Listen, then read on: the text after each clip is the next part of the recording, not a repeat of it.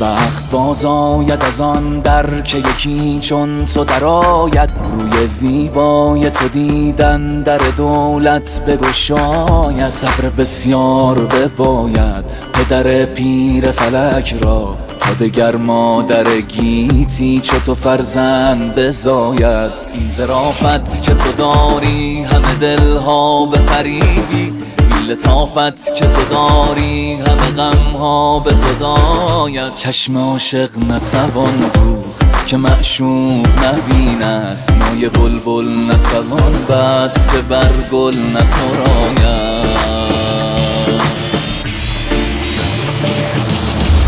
نیشکر با همه شیرینی اگر لب بگشایی، پیش نطق شکرینت چون انگشت بخاید. گر مرا هیچ نباشد نه به دنیا نه به عقبی، چون تو دارم همه دارم دگرم هیچ نباید.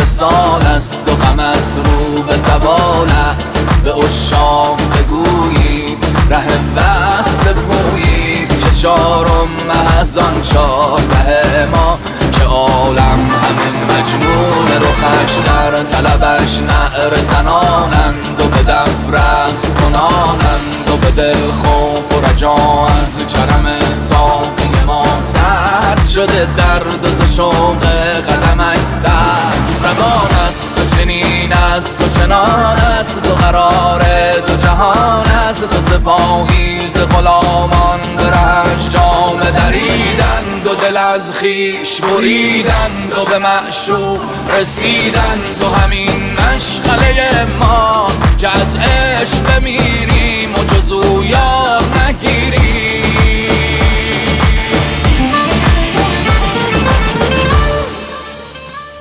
با همه خلق نمودم خم ابرو که تو داری.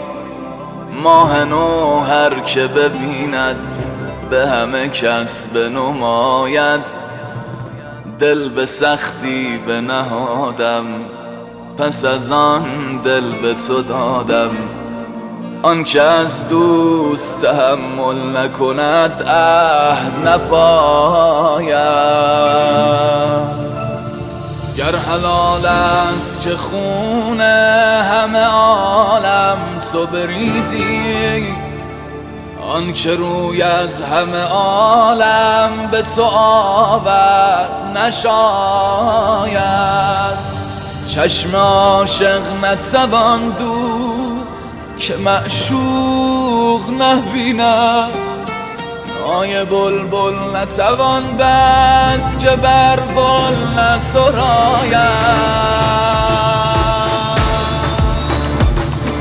هر که دل آرام دید از دلش آرام رفت، باز نیابد خلاص. هر که در این دام رفت یاد تو میرفت و ما عاشق و بیدل شدیم.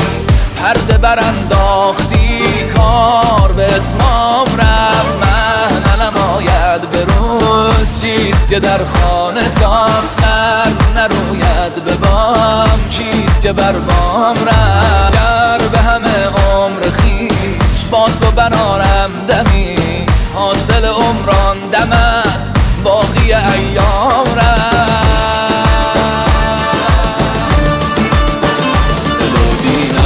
فدای قد و بالای نگاری که همی بند نواز است و حقیقت نه مجاز است. چه بگویم که چون این قصه دراز است، جهانی به درش خرق نیاز است. نماز است جواز است به دلم سوز و گداز است. من امان زمان ریز خور خانه کریمش که به کس کار ندارم، به جز آن یار ندارم، به کسی کار ندارم. ثملی غیر دلم بر سر بازار ندارم. من نالایق ناقابل نالان چه کنم با همه درماندگی و دوری و شرمندگی و بندگی و بی ثمری پیش همان شه که کریم است و رحیم است و همان یار قدیم است. جهانگیر جهاندار و به دل دلبر و دلدار و وفادار و هوادار و به این سرور و سردار و کس و کار و به دل یار و جهانی به کرمهاش بدهکار. و چه میشد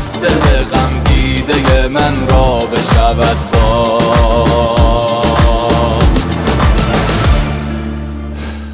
خریدار.